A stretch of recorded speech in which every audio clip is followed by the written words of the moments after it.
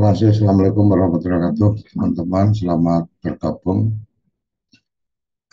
Ini tanggal 28 Oktober 2024, peringatan Hari Sumpah Pemuda. Jadi ini satu momen yang sangat baik, menarik tentang bagaimana kita merefleksikan tentang Sumpah Pemuda. Satu nusa, satu bangsa, satu bahasa. Jadi bagaimana kita melihat semangat pemuda. Jadi kalau kita bicara pada Sumpah Pemuda, sebenarnya ini adalah momentum tentang bagaimana kebangkitan atau apa bangsa dari Indonesia. Kawan-kawan, ini karena kita berbicara tentang kooperasi komunitas desa Indonesia, Kode Indonesia. Jadi pada kesempatan kali ini kita ucapkan selamat memperingati Hari Sumpah Pemuda. Nah, ada yang menarik isu tentang desa dan pemuda ini adalah bagaimana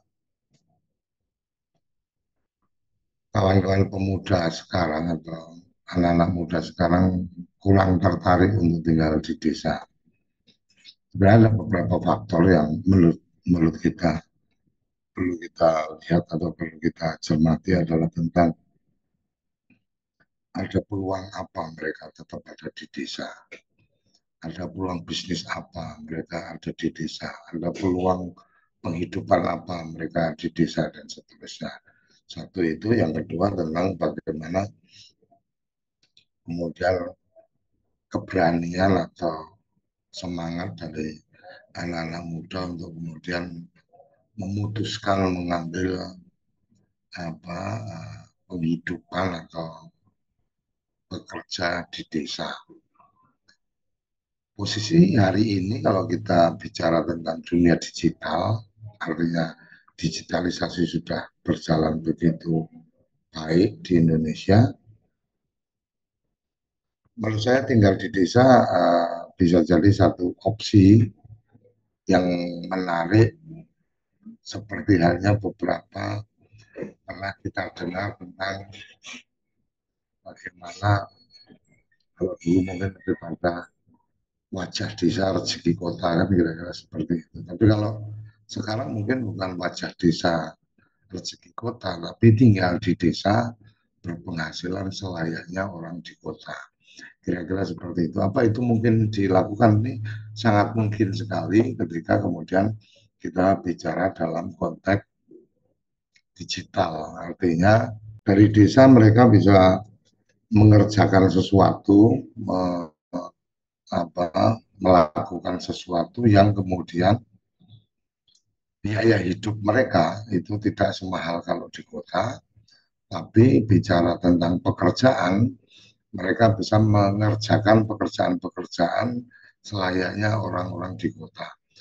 Jadi saya ingin berbagi cerita sedikit tentang bagaimana kampung kampung marketing, ya, kampung marketing di Jawa Tengah, di Purbalingga, atau kalau nggak salah di Purbalingga atau di Cilacap, saya lupa, tapi ada kampung digital. Jadi kampung digital ini menarik menurut saya ketika ada anak muda, mohon maaf saya lupa namanya, tapi kebetulan ada cerita menarik adalah waktu saya rencana berkunjung ke sana karena dengan teman-teman dari instansi, kebetulan kita rombongan ada 2 kendaraan, saya ada di salah satu kendaraan, ternyata kita lepas, artinya tidak beriringan lagi, dan kemudian tektokannya saya tanya namanya siapa, nomor kontaknya berapa yang pengelola kampung digital. Ternyata pada saat saya dikirim nomor kontaknya, itu nomor kontak sudah ada di handphone saya, tapi catatannya adalah bahwa teman ini adalah aktivis di Facebook. Jadi dulu marketing Facebook kalau nggak salah. Kemudian ketika pas ketemu saya tanya, kita kayaknya pernah komunikasi. karena nomor sana ada di saya, bla bla bla. Ternyata benar, ternyata memang beliau sosok yang konsisten bicara tentang digital. Dan yang menarik di sana adalah bagaimana kemudian kawan kita ini mengembangkan jasa layanan untuk digital marketing yang kemudian yang mengerjakan adalah anak-anak di desa itu. Anak-anak di desa itu mengerjakan jasa digital marketing. Jadi gini,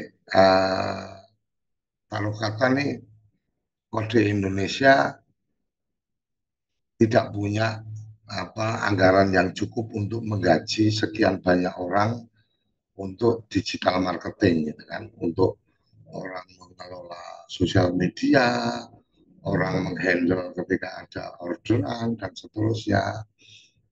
Ternyata ini di kampung digital ini dia menyediakan layanan itu. Jadi menyediakan layanan tapi khusus lebih pada penjualan produk ya. Jadi penjualan produk. Kalau sekarang kita bisa lihat apa di di kota-kota ya. Saya belum lihat kalau yang di kampung, tapi kalau di kota-kota itu ada jasa untuk kemudian menyewakan ruang untuk live TikTok umpamanya. Nah, kalau kita bicara itu, maka bicara tentang akses internet.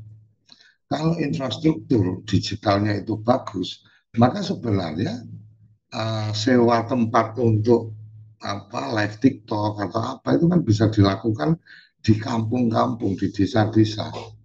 Secara otomatis biaya hidupnya jadi lebih murah, biaya operasionalnya pasti lebih murah karena kalau kita bicara sewa kantor dan seterusnya itu kan kalau di kota tiap bulannya berapa. Mungkin kalau kita bayar satu ruko di kota umpamanya untuk sewa bulanan itu sudah bisa untuk kemudian sewa satu rumah di kampung itu untuk satu tahun mungkin kan seperti itu. Jadi ini yang kembali ke yang tadi saya sampaikan di kampung digital ini.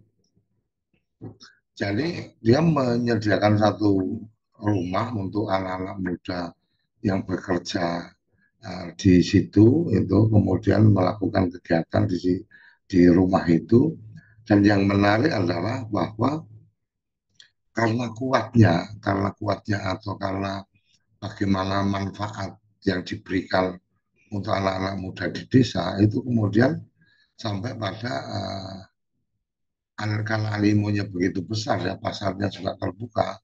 Kemudian kawan kita ini berusaha untuk menarik kabel yang tadinya akses internetnya itu sangat terbatas, itu akhirnya kemudian menarik kabel atau mengajak Telkom untuk menarik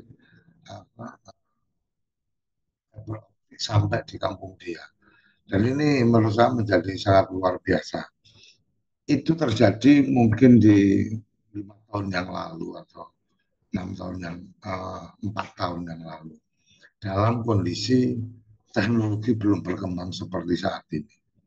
Nah, sekarang dengan teknologi yang sudah berkembang sangat luar biasa, maka banyak hal yang kemudian juga bisa dilakukan anak-anak muda di tani kalau kata tanpa harus kemudian tiap hari datang ke sawah atau kotor-kotor dan seterusnya karena ada teknologi IoT umpamanya.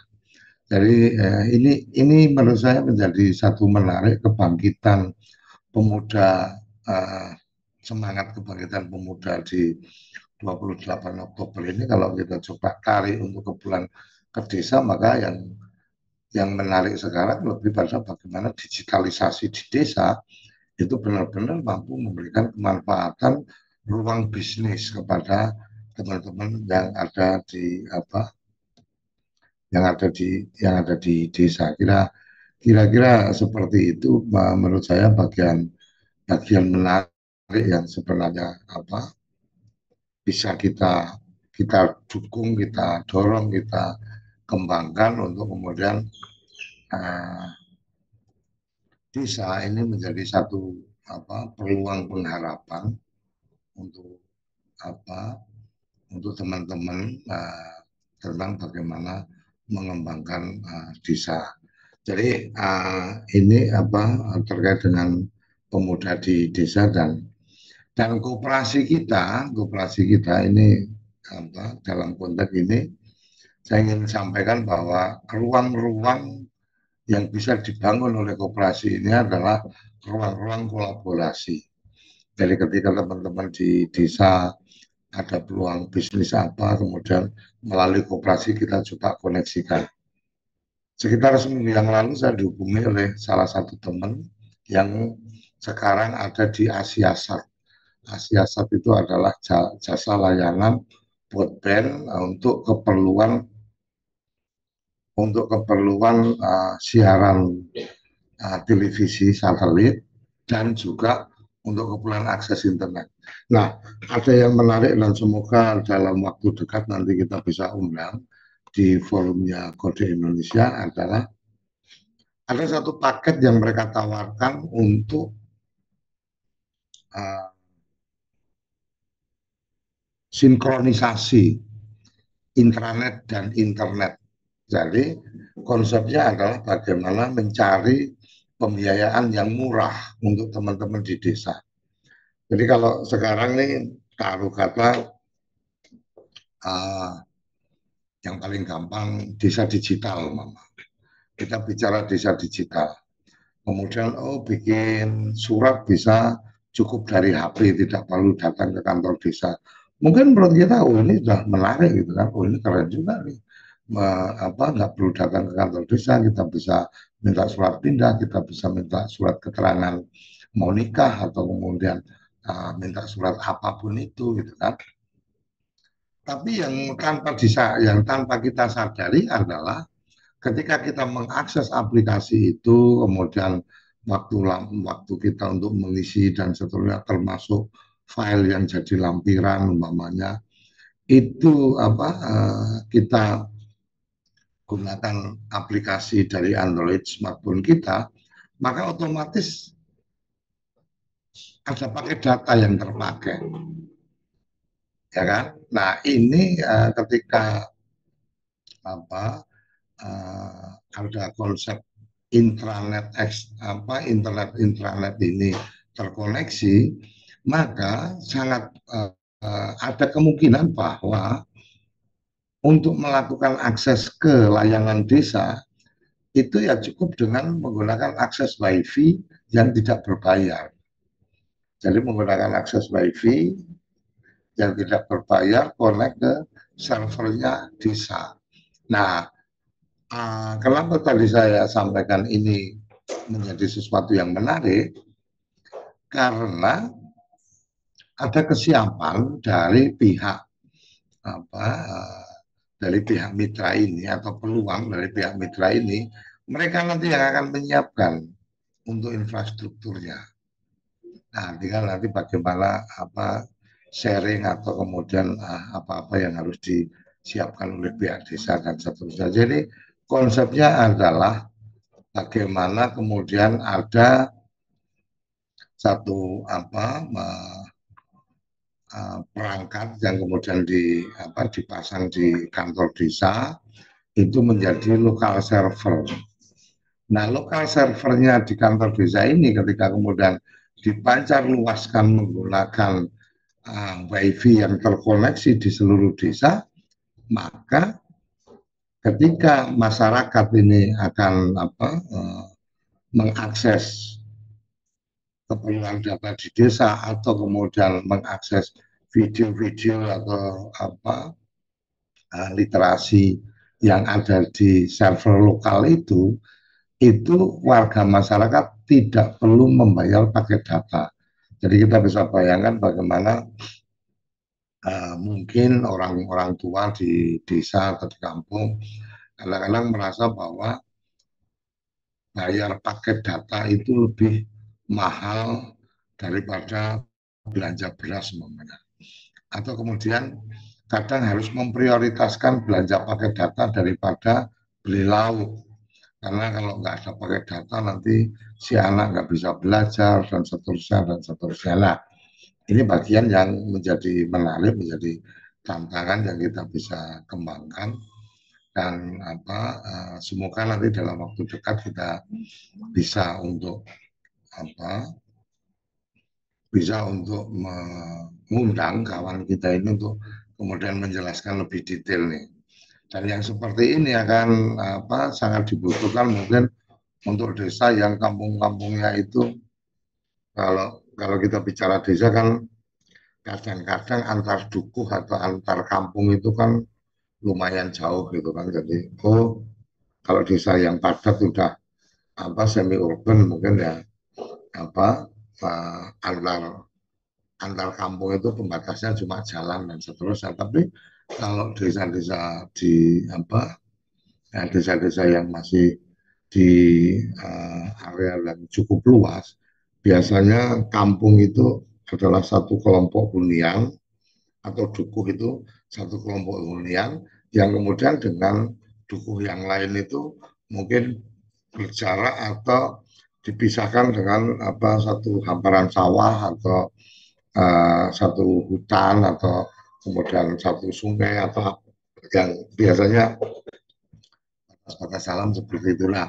Ketika menggunakan intranet, ekstranet, internet ekstra, internet, intranet ini, maka bagian-bagian itu akan sangat membantu. Dan dengan adanya intranet ini sebenarnya yang menjadi menarik bicara tentang pemuda tadi adalah bagaimana petani itu bisa menggunakan IoT. Kita mungkin sudah sering melihat atau sering mendengar, melihat di channel-channel YouTube dan seterusnya bagaimana orang kalau kemudian punya kolam ikan gitu kan, kemudian bisa dikontrol melalui IoT bahwa ada jam-jam tertentu harus dibuka keran untuk ngasih makan. Kemudian ada jam-jam tertentu ternyata ini kualitas airnya kurang baik atau dikontrol dari IoT itu kualitas airnya kurang baik maka kemudian harus ada treatment dan seterusnya. Itu bagian yang sangat mungkin dilakukan ketika infrastruktur telekomunikasi desa ini bisa dikembangkan dengan baik. Jadi saya pikir itu bagian-bagian yang menarik dan anak muda sekarang kita banyak melihat kisah sukses lah ya, kisah sukses tentang bagaimana seorang anak di Salatiga kalau nggak salah ternyata dia bisa menang untuk kompetisi membuat cantolan mesin untuk Boeing. Jadi melakukan desain untuk mesin di pesawat Boeing yang kemudian dia mampu merancang atau menyampaikan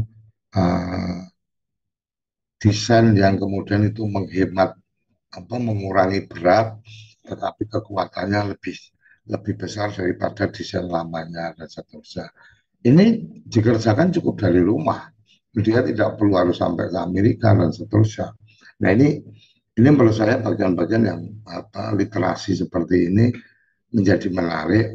Mungkin kalau kita bicara teman-teman di Kementerian Desa ada program desa digital umpamanya. Nah, desa digital ini bukan sekedar bahwa kemudian di desa ada komputer, ada akses internetnya, tetapi bagaimana mengembangkan platform, aplikasi yang kemudian memudahkan warganya. Kalau kata saya merasakan betul ya kalau di desa itu ketika mungkin kita pengen belanja apa gitu kan. Jadi dulu itu kalau mau belanja produk-produk tertentu itu kan harus ke kota kecamatan gitu kan. Nah kebetulan saya ada di wilayah yang nggak jauh. Tapi setidaknya waktu kita terbuang juga nih jalan ke tempat yang kemudian kita tuju ternyata barang yang kita cari itu nggak ada umpamanya. Kemudian harus pindah ke tempat yang lain. Nah, ini kan akan membuang waktu kita dan seterusnya. Ketika kemudian ada platform yang kemudian apa, semua UMKM atau semua yang punya toko atau yang punya bengkel atau apa itu ada dalam data punyanya apa tadi punya data desa tadi lokal lokal server tadi dan kemudian di wilayah itu sudah terkoneksi dalam satu wifi maka ya sebenarnya nggak harus nyamperin 1 kilo 2 kilo atau 5 kilo cukup kemudian komunikasi menggunakan aplikasi yang tidak berbayar. Kalau yang sekarang kan kalau kita pakai marketplace itu kan kita mesti berbayar nih. Berbayarnya apa? Berbayarnya minimalnya di paket datanya kan kira-kira seperti itu. Nah ini menurut saya bagian-bagian yang menarik yang bagian-bagian menarik yang perlu kita apa perlu kita dorong teman-teman di desa dan saya pikir Kode Indonesia mungkin bisa mengambil peran untuk mengkoneksikan para pihak yang kemudian bisa apa memberikan kemanfaatan di desa. Mungkin itu yang apa bisa saya berikan antaran kalau ada teman-teman yang ingin menyampaikan sesuatu terkait dengan program yang sudah kita jalankan. Kita ada beberapa program yang sudah kita jalankan. Satu, kemitraan kita dengan Universitas Berasia, kemitraan kita dengan BNI 46, kita jadi superagen 46. Kemudian ada bentar saya coba cek biar nggak salah ya. Jadi ada beberapa kemitraan yang kita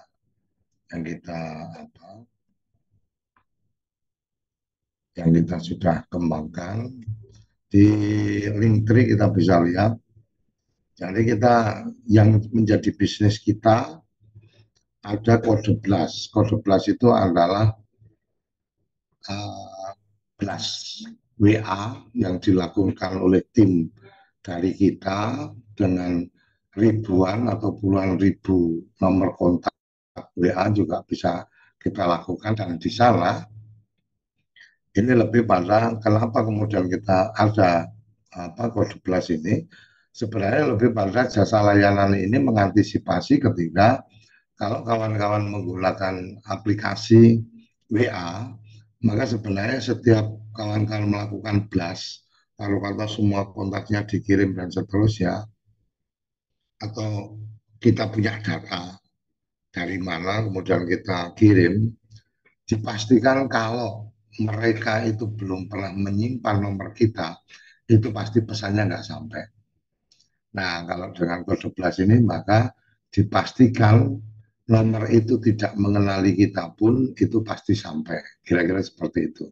Nah, ini kode 12 yang sudah yang kita tangani secara langsung di Kode Indonesia. Kemudian Bendi ini aplikasi yang sedang kita prepare, semoga minggu ini sudah kita bisa mulai upload untuk kemudian dievaluasi oleh Google selama 14 hari.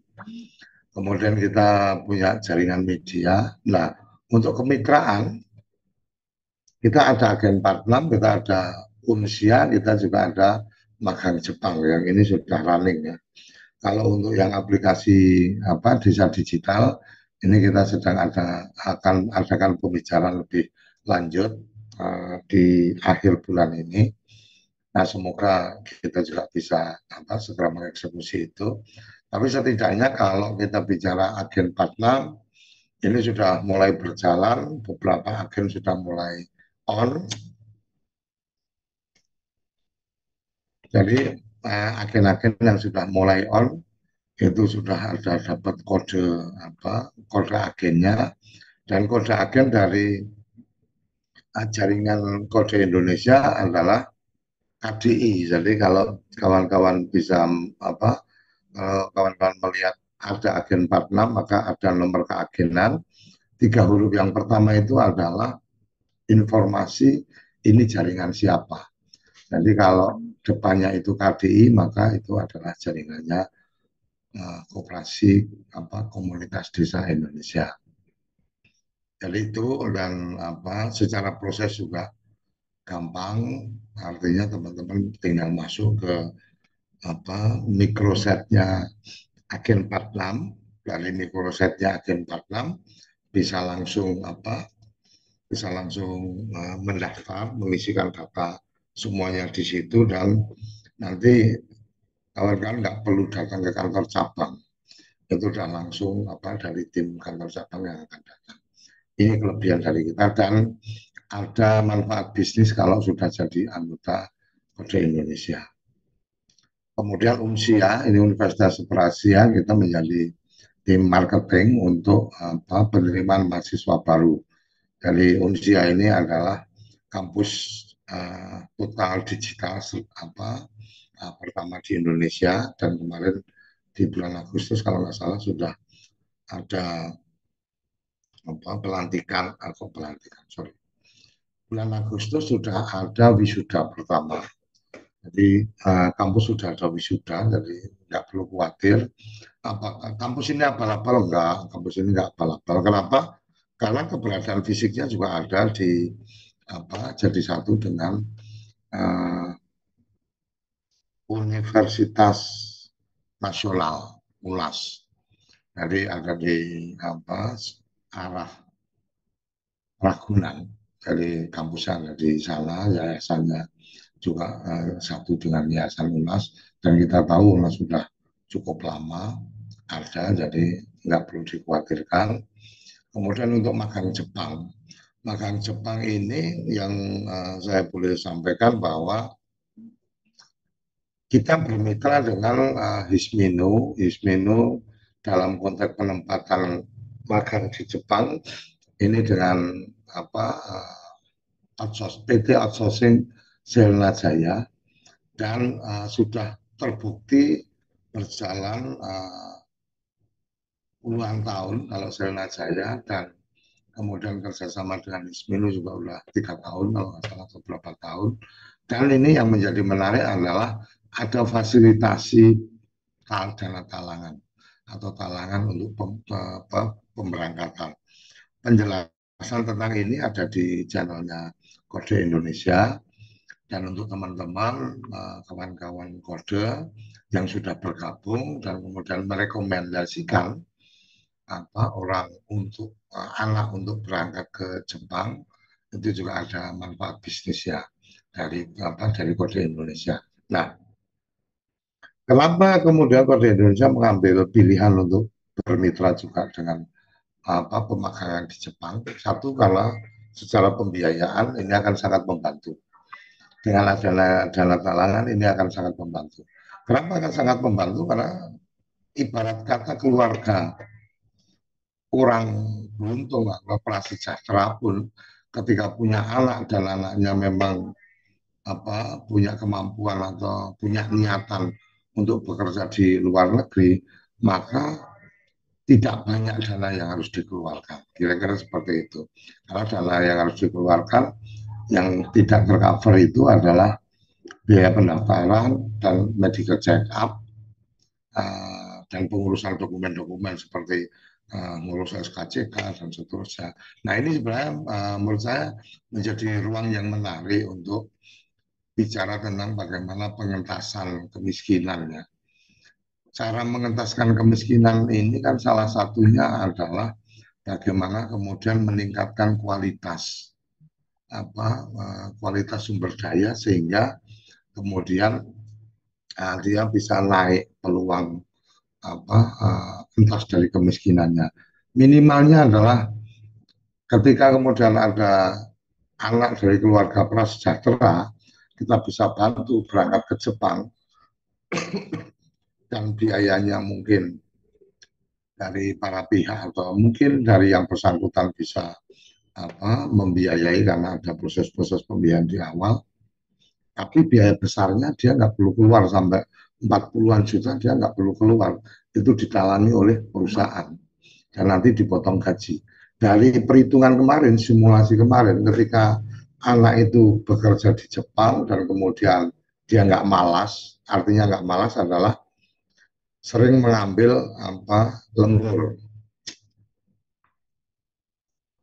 Ketika anak nggak malas, lalu karena sering mengambil lembur dan seterusnya, itu dalam 1 tahun kemarin ya, secara simulasi itu dia bisa bawa tabungan pulang ke rumah dengan dengan dia sudah dipotong biaya untuk dia berangkat dan seterusnya, mungkin sekitar 300-an juta, 300-400 juta.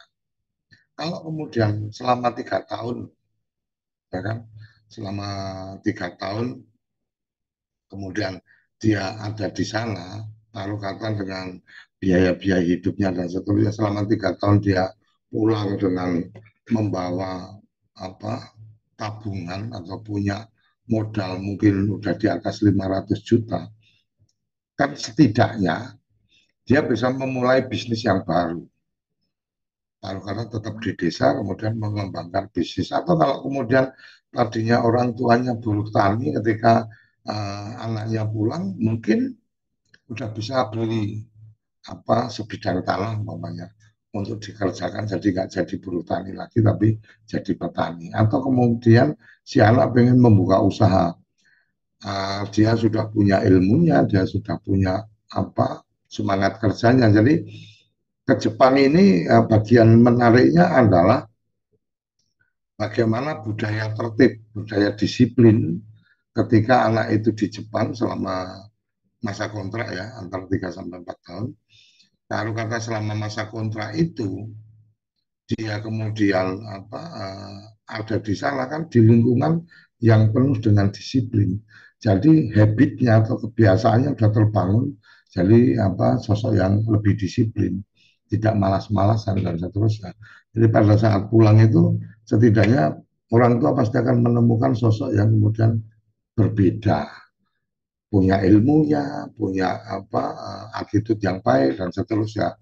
Jadi kita melihatnya itu kenapa kemudian Kode Indonesia sepakat berpartisipasi mendorong. Jadi Kode Indonesia sepenuhnya tidak kemudian bicara bisnis 100% ansih, tapi lebih pada juga bagaimana kita berkontribusi untuk menguatkan atau membangun desa-desa. Ketika kita bayangkan aja ketika anak-anak dari keluarga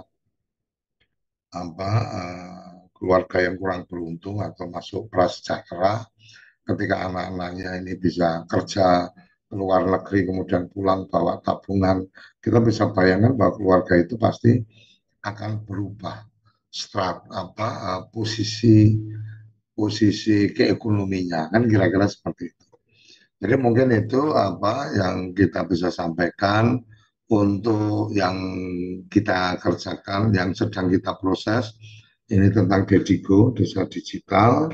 Kemudian ini aplikasi Bendi juga sedang kita prepare. Semoga dalam waktu dekat kita bisa segera luncurkan. Dan ada satu lagi yang mungkin minggu ini kita akan ada pertemuan, adalah bagaimana teman-teman ini kita akan mengembangkan pemanfaatan QRIS dan backupan untuk kemudian ada dana talangan.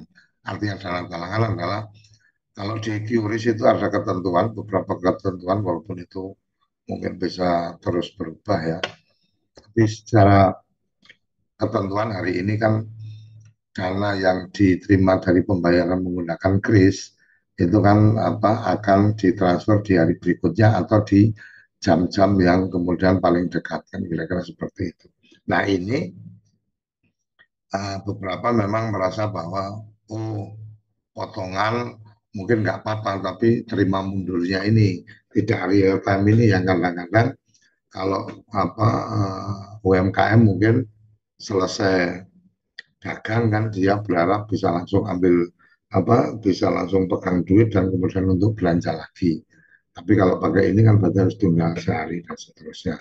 Nah kita sedang coba cari solusi untuk itu lebih dimudahkan dan kemudian tidak ada beban tambahan untuk dari pengguna QRIS.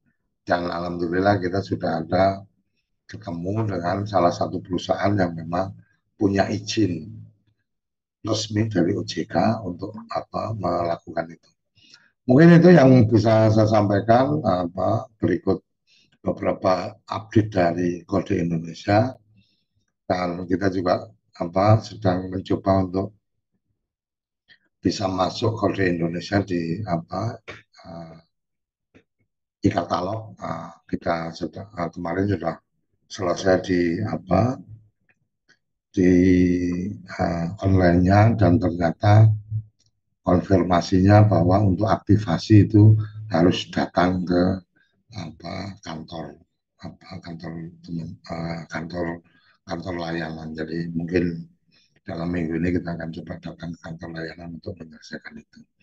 Dan semoga nanti Kode Indonesia punya toko di e-katalog dan kita bisa atau membantu atau memfasilitasi kawan-kawan yang mungkin nggak mau ribet nih, dan seterusnya ya udah kita atur komitmennya untuk kemudian produk dia dilabeli Koperasi Kode Indonesia.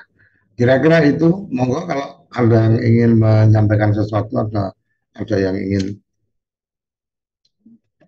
bertanya. Kalau nggak ada, mungkin kita cukupkan sampai di sini bincang pagi kita, dan ini kita akan rutin tiap pagi. Semoga nanti ada tamu-tamu khusus yang akan kita hadirkan untuk sharing bisnis dan bicara tentang Kode Indonesia. Ada yang ingin menyampaikan sesuatu? Karena di chat juga tidak ada, sepertinya mungkin dirasa cukup bincang-bincang kita.